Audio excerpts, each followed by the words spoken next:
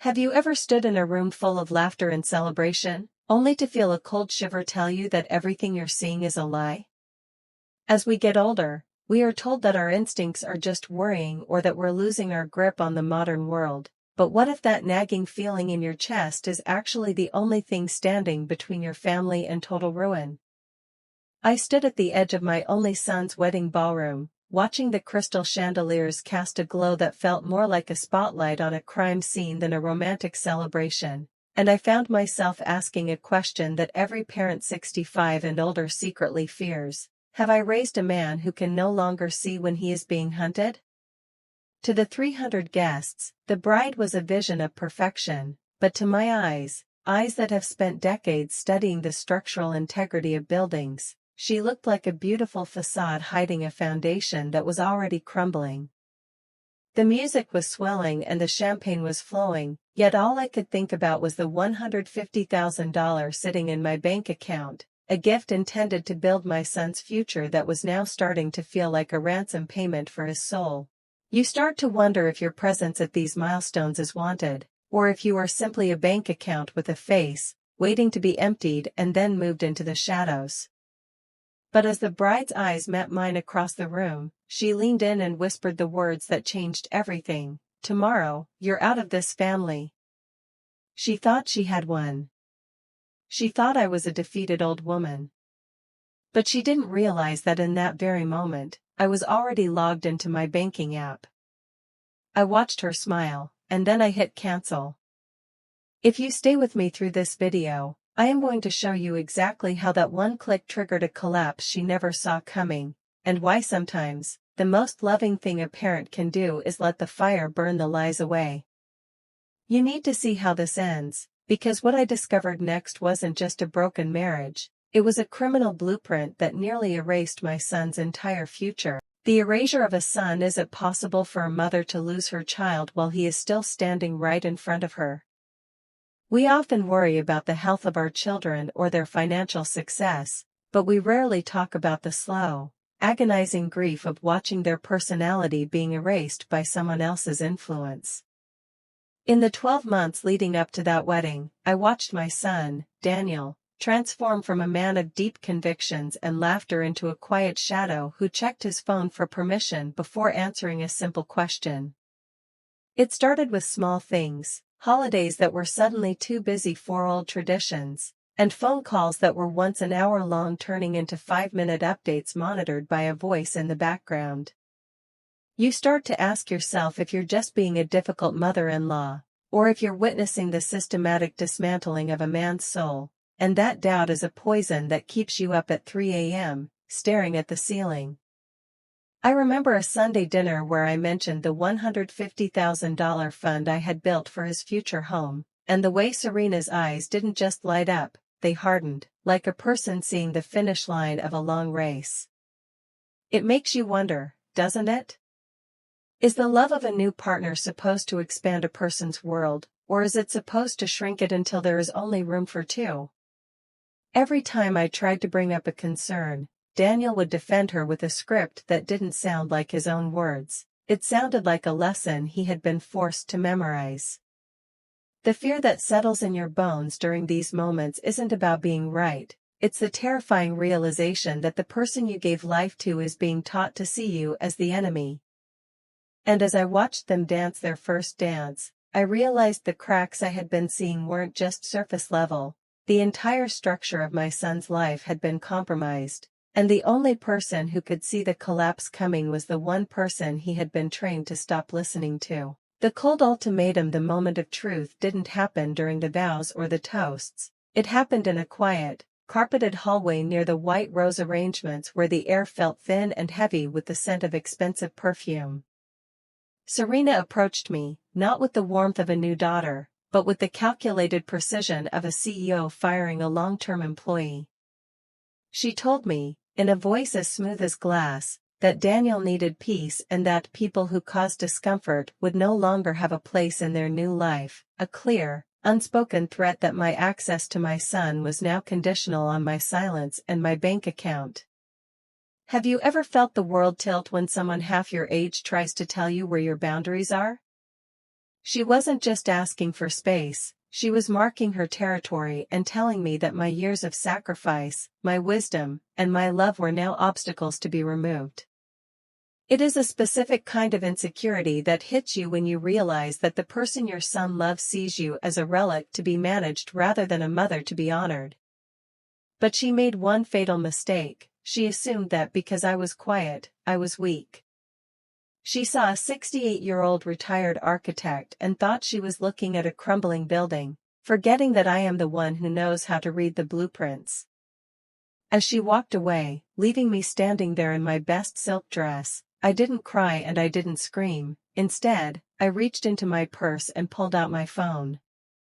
With one steady thumb, I logged into the trust account and hit cancel on the $150,000 wire transfer. If she wanted a life without my interference, she would have to start that life without my money, and as the confirmation flashed on the screen, the excitement of the coming battle began to replace the fear of the unknown, the $150,000 decision. There is a specific kind of silence that follows a threat, a silence that either swallows you whole or gives you the clarity to act with a cold, unwavering precision. As I watched Serena glide back into the light of the ballroom, I realized she had made the ultimate mistake of the young. She assumed that my age meant I was already living in the past, incapable of navigating the digital world that now dictated our futures. Have you ever felt that surge of adrenaline when you realize you hold a power that someone else completely underestimates? That $150,000 wasn't just a number in a bank account, it was 40 years of skipped vacations, late nights at the drawing board, and the quiet satisfaction of knowing I could provide my son with the foundation I never had. It was meant to be his safety net, but as I stood there by the white rose arrangement, I understood that giving him that money now would be like handing a match to an arsonist. My hand trembled only slightly as I pulled my phone from my clutch, the screen's glow reflecting in my eyes like a private signal of war. The cancel button sat there, a simple command that would instantly rewrite the next 10 years of their lives, and for a split second, a wave of guilt washed over me, the fear that I was being the bitter mother-in-law everyone warned you about. But then I looked at my son across the room, laughing at a joke he didn't seem to understand, his eyes constantly darting back to Serena for approval, and the guilt vanished. I wasn't taking away his future, I was withdrawing the fuel from a fire that was designed to consume him.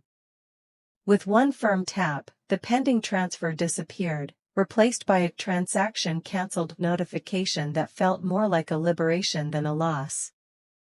I felt a strange, electric excitement, the kind you feel when you finally stop being a victim of circumstances and start being the architect of the outcome. She wanted a life without my interference. The investigation begins. The morning after a wedding is supposed to be filled with the quiet joy of a growing family, but for me, it felt like the dawn of a high-stakes operation where every second counted. Have you ever noticed how the world treats us as if we're invisible once our hair turns gray, forgetting that we are the ones who built the systems, held the secrets, and maintained the connections that keep society running? I didn't spend the morning looking at wedding photos. Instead, I sat in my sunlit kitchen with a cold cup of tea and called the one person who knew how to find the rot hidden behind a polished surface, my sister, Lucille. There is a certain thrill, a spark of excitement that returns to your soul when you stop being a passive observer and start becoming a protector of your own legacy. We began to dig, not out of malice, but out of a terrifying necessity, because the fear of being wrong about Serena was nothing compared to the fear of being right and doing nothing. We reached out to old contacts, people from my days in architecture who knew how to look up property records, and Lucille's friends who understood the digital breadcrumbs people leave behind when they think no one is watching. It's amazing what you can find when you stop looking at a person's face and start looking at their history. We found gaps in her employment that didn't make sense, and a string of consulting firms that vanished as quickly as they were formed. The more we uncovered, the more the adrenaline pushed aside my exhaustion. You start to feel like a hunter in the shadows, realizing that while the world sees a retired woman in a garden, you are actually dismantling a predator's trap piece by piece. Every discovery felt like a rehook into the reality of the situation. This wasn't just a bad marriage, it was a calculated siege, and for the first time in years, I felt a sharp, clear purpose that reminded me that wisdom is the most dangerous weapon a person can possess. The son's rejection. Is there any pain quite as sharp as the moment your own child looks at you with the eyes of a stranger? It is a specialized kind of heartbreak that we only face in our later years, the terrifying realization that the person you taught to walk and talk has now been taught to speak a language of resentment against you. When Daniel arrived at my door 3 days later, he wasn't there for coffee or a post-wedding chat. He was there because the $150,000 hadn't cleared, and the peace Serena promised him had already turned into a frantic, scripted desperation. Watching him pace my living room, repeating her accusations like a puppet following a string, I felt a wave of insecurity that nearly brought me to my knees. You start to wonder if all those years of being a mother were just a temporary lease on his heart, and now that lease has been transferred to someone who wants to evict you entirely. He called my concern interference and my questions paranoia, and for a moment, the fear of aging in total isolation, separated from the only family I had left, made me want to apologize and click send on that money just to keep him near. But then I saw the way he wouldn't look me in the eye, the way he flinched when his phone buzzed with a text from her, and I realized that giving in wouldn't bring my son back, it would only fund his disappearance. The rejection felt like a physical blow when he told me that if I couldn't respect his wife, I wasn't welcome at their table. Have you ever stood in your own home and felt like a guest who had overstayed their welcome in their own child's life? It is the ultimate fear of every senior, to be discarded once your utility is gone, but as he slammed the door behind him, leaving the house echoing with a silence that felt like a tomb, I knew I had to endure this rejection. Truth doesn't chase after those who are running away from it, it simply waits for the moment they have nowhere else to go, and as I watched his car. The financial ghost. When you start pulling on a loose thread, you never really know if you're fixing a garment or unraveling an entire life, but the excitement of the hunt soon turned into a chilling horror as Lucille and I uncovered the financial ghosts Serena had left in her wake. Have you ever wondered how someone can move through the world so gracefully while leaving behind a trail of broken spirits and empty bank accounts, as if they are invisible to the very laws that govern the rest of us? We didn't just find a few unpaid bills, we found a systematic pattern of emotional harvesting that targeted families exactly like ours, families with a little bit of legacy and a lot of trust. We discovered a retired teacher in Ohio and a widower in Oregon who had both walked down the aisle with different versions of the woman my son now called his wife. The rehook in this discovery was the realization that Serena didn't just take money, she took the one thing you can never replace at our age, time and the dignity of our final years. Each previous victim had been isolated from their children, convinced that their family was the enemy, and then left in a rented apartment once their assets had been restructured into her name. The fear that tightened my chest wasn't for myself anymore, it was the terrifying image of Daniel, 5 years from now, sitting in a room he couldn't afford, wondering where his mother went and why he had let a stranger burn his inheritance for a few months of fake smiles. It makes you realize that predators don't always look like monsters. Sometimes they look like the perfect daughter-in-law who knows exactly how to use your own insecurities against you. As the evidence grew, bank statements from closed accounts, court records under different aliases, I realized I wasn't just fighting for my son's bank account, I was fighting to stop a ghost from haunting his entire future. The question wasn't if she would do it to him, the trap is sprung. The most dangerous moment for any predator is when they realize the prey isn't running away, but is instead standing perfectly still, waiting for them to make a mistake. When Serena realized that the $150,000 was truly out of reach, she didn't just retreat, she did what every manipulator does when they lose control, she accelerated the attack. Have you ever felt the sheer audacity of someone trying to use the legal system to steal the very life you spent decades building with your own two hands? Suddenly, I wasn't just dealing with a cold daughter-in-law. I was facing wellness checks from local authorities and letters from lawyers questioning my mental capacity to manage my own estate. It is a terrifying insecurity, the idea that someone can weaponize your age and your gray hair to try and strip you of your autonomy, making you look like a confused old woman to the rest of the world just so they can get their hands on your keys.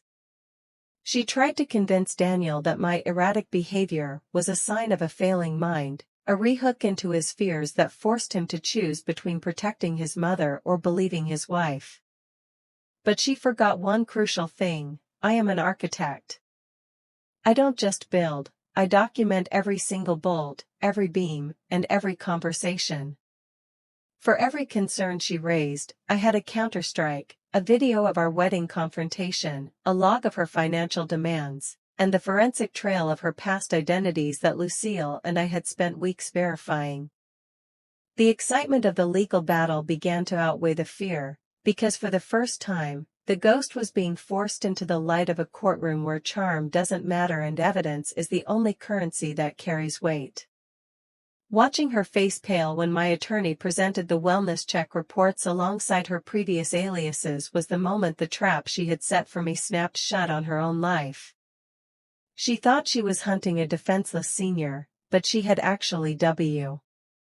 The Healing and Legacy, shortened version. When the dust finally settles on a collapsed structure, the silence that follows is where we decide what is worth salvaging. Watching Serena walk out of that courtroom was like watching a fever break. The parasitic influence was gone, but the recovery was just beginning. Have you ever had to hold your adult child while they realized the person they loved was a ghost made of lies? It is a heartbreaking moment for any parent over 65, seeing your son return not as a hero, but as a man seeking the protection he once rejected. Daniel didn't come back with excuses. He came back realizing that a mother's love isn't always a soft hand, sometimes it is the iron fist that holds the door shut against a storm. Today, that $150,000 is no longer a gift meant to buy peace, it is a seed for a future Daniel is building with his own hands, wiser and more alert. If there is one thing to take from my story, it's this: never let anyone use your age to make you doubt your eyes. And never mistake your silence for a weakness. We are the architects of our families, and a house built on truth and protected by a parent's intuition is a structure that can never be torn down. I would do it all again, the heartbreak and the fight, because my son is home, and the legacy is safe. Everything is going to be all right now.